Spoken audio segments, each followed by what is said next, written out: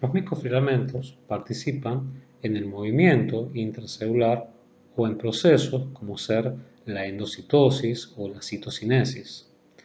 Asimismo, participan en el movimiento de toda la célula, como ocurre, por ejemplo, en la quimiotaxis o movimiento de glóbulos blancos desde la sangre hacia el tejido conjuntivo durante un proceso inflamatorio o un proceso infeccioso, en la migración de células en el proceso de cicatrización, como es el caso de los fibroblastos, o en la migración de células metastásicas. En general, todos estos movimientos están impulsados por una proteína motora o una familia de proteínas motoras denominadas miocinas, que son capaces de convertir la energía química del ATP en energía mecánica. ¿Cómo están constituidas las moléculas de miocina? Como dijimos, las miocinas son una gran familia de proteínas motoras, mecanoquímicas, que están presentes en las células eucariotas, en todas las células eucariotas, y cada una de ellas cumple una función específica. Fíjense, por ejemplo, acá tenemos, hay muchas, ¿no? De estas miocinas, pero acá destacamos solamente 5, con funciones específicas como por ejemplo la 1 que se fija la membrana, ¿sí? Participa en la endocitosis, la 2 que en el deslizamiento de los filamentos, la 5 participa en el transporte de vesículas, la 6 en el proceso de endocitosis y la 11, por ejemplo, en las corrientes citoplasmáticas en las células vegetales. Ahora bien, hay algunas de ellas que comparten funciones, ¿sí? Y algunas proteínas como por ejemplo la miocina 11, ¿sí? Son proteínas muy rápidas y otras por ejemplo son específicas de vegetales, como es por ejemplo la proteína 7, la proteína 11, la proteína 13 que no están incluidas en esta tabla. Ahora, ¿cómo están formadas estas moléculas de miocinas? Como se observa acá abajo, para la miocina 2, que pusimos como ejemplo, tienen una o dos cadenas pesadas y varias cadenas livianas que tienen función reguladora. Esas cadenas pesadas, digamos, tienen 3 dominios: cabeza, cuello y cola. En el caso de la miocina 2, es un dímero, fíjense, en el cual la secuencia de alfa hélice de cada cadena pesada se asocia formando una estructura en espiral. En cambio, en la miocina 1 ya varía completamente la estructura. Se trata de un monómero en donde sus cadenas pesadas, consecuencia de alfa hélice, no se encuentran presentes. Como dijimos anteriormente, los microfilamentos asociados a algunas proteínas participan en el movimiento intracelular de vesícula. En este caso vamos a ver qué sucede con la miocina 5. Fíjense entonces que la miocina 5, todos los dominios, no independientemente del tipo de miocina, pero todos los dominios cabeza de la miocina tienen actividad TPasa.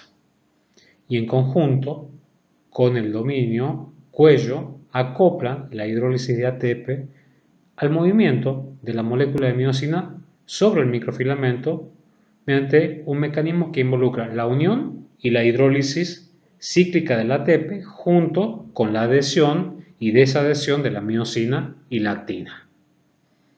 Entonces podemos decir que cuando se produce la hidrólisis de ATP, la molécula de adenosín difosfato, es decir, de ADP, reconoce al microfilamento y se fija a él, mientras que el ATP no. Y de esta forma, la hidrólisis del ATP va a permitir a la miocina, junto con la carga, desplazarse en el sentido positivo por el microfilamento. En esta diapositiva se muestra un esquema para denotar cómo se produce el desplazamiento de la molécula de miocina cargando una vesícula hacia el extremo positivo del microfilamento. Deseo destacar nuevamente que en la cabeza de la molécula de miocina se encuentran dos sitios, un sitio de unión ATP y un sitio de unión a la molécula de actina. Cuando el sitio de unión ATP contiene ATP, ¿sí?, la cabeza de la miosina no reconoce el filamento, mientras que cuando se hidroliza la ATP por la actividad ATPasa, ¿sí?, se produce un cambio conformacional que va a permitir que la molécula de miosina se fije al filamento y se desplace de esa manera hacia el extremo positivo. El esquema de abajo muestra las cabezas de miosina sobre un microfilamento y cómo se desplazan sobre el microfilamento cargando una vesícula.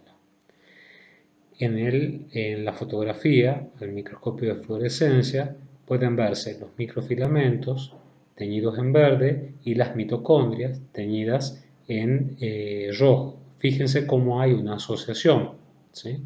Entonces, entre estas dos estructuras, lo que indicaría que los microfilamentos participan en la movilización o en el movimiento de orgánulos y específicamente en este caso de mitocondria en el interior de la célula. Algunas moléculas de miosinas participan en el proceso de endocitosis. La miosina 1, por ejemplo, tiene la capacidad de ensamblar o de organizar el ensamblaje de moléculas de actina F alrededor de la vesícula. Asimismo, como vimos en la clase de endomembranas, los microfilamentos participan en la formación de pseudópodos durante la fagocitosis. En este proceso también participan algunas isoformas de la miosina 1, así como también en sitios de contacto intercelular, participando en el mantenimiento de la tensión cortical.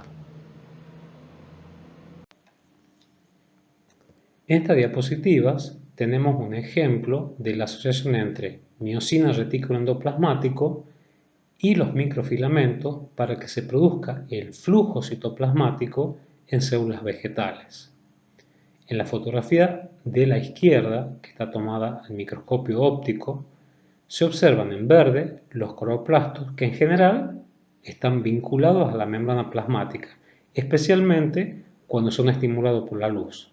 Entonces, al ser estimulados, comienzan a moverse por el citosol y ese movimiento se denomina ciclosis. ¿Cómo ocurre este movimiento?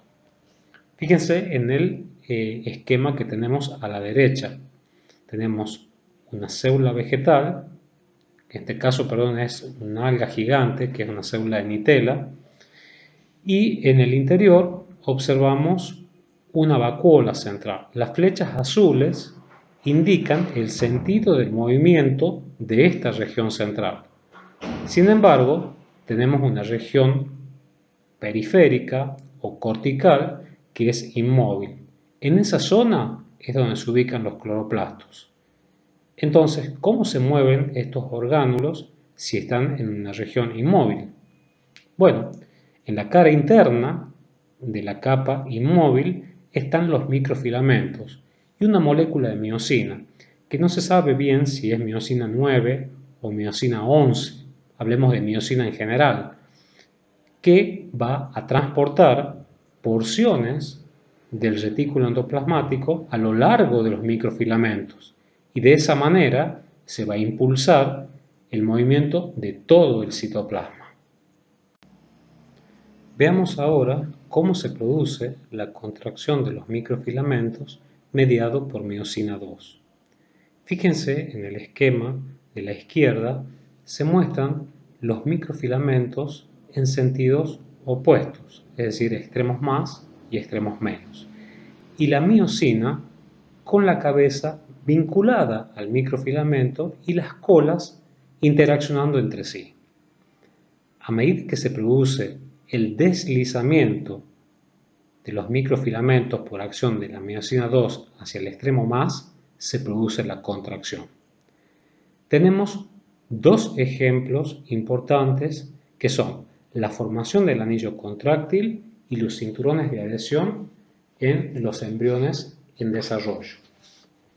En el primer caso, al final de la división celular en células animales, El anillo contráctil, que está formado por actina y miosina 2, se va a ensamblar por acción de una miosina que se encuentra unida a la membrana por debajo de la membrana plasmática. Al contraerse, tira progresivamente de la membrana plasmática hasta que, por estrangulamiento o estrangulación, divide la célula. La contracción de los cinturones de adhesión va a alterar la forma de las capas celulares durante el desarrollo embrionario. Estas capas se van a plegar y van a formar diversas estructuras, como ser, por ejemplo, los tubos neurales. En esta diapositiva se observan fotografías al microscopio óptico y al microscopio electrónico de barrido, en donde vamos a denotar ciertas estructuras como los filipodios o microespinas, que son proyecciones delgadas, y los lamelipodios, que se caracterizan también por ser prolongaciones citoplasmáticas, pero en este caso son prolongaciones gruesas. Asimismo, vamos a ver los pseudópodos, ¿sí?, en amebas, y el fenómeno de fagocitosis de macrófagos con células tumorales. Sí me gustaría destacar nuevamente que en todas las estructuras en las que existe movimiento celular o citoplasmático intervienen activamente los microfilamentos. Veamos entonces, en líneas generales, cómo funciona este fenómeno de locomoción celular. En el esquema vamos a identificar los filipodios o microespinas, como proyecciones citoplasmáticas delgadas, y los lamelipodios como también extensiones o prolongaciones citoplasmáticas, pero formando láminas anchas. Por debajo de la membrana plasmática vemos redes de microfilamentos, y más hacia el interior de la célula vemos haces contráctiles de actina que están vinculados en la porción basal, fíjense, con los sitios de adhesión al sustrato. Ahora bien, a nivel de la ubicación de los haces contráctiles de microfilamento van a actuar las proteínas reguladoras de la polimerización hacia el extremo positivo de los microfilamentos, favoreciendo la protrusión de la célula. Finalmente, la retracción, o ya sea, lo que es lo mismo decir, la contracción de la parte posterior de la célula, estará mediada por la asociación bipolar, como vimos anteriormente, de miosina 2 con los microfilamentos. Es decir, que la locomoción celular consta de 3 pasos coordinados. En primer lugar, la extensión del borde delantero, que implica la polimerización y entrelazado de microfilamentos con la consecuente formación de lamelipodios, filipodios o pseudópodos. Acá en el esquema se muestra solamente el caso de los lamelipodios. En segundo lugar, la formación de adhesiones focales, que recuerden que estaban mediadas por integrinas, ¿sí?, sobre el sustrato, y a partir de la fracción citoplasmática protruida. Y en tercer lugar, la contracción o retracción de la fracción posterior, que está mediada por los microfilamentos y la miosina 2. La miosina 2 es una molécula que también participa en la contracción muscular.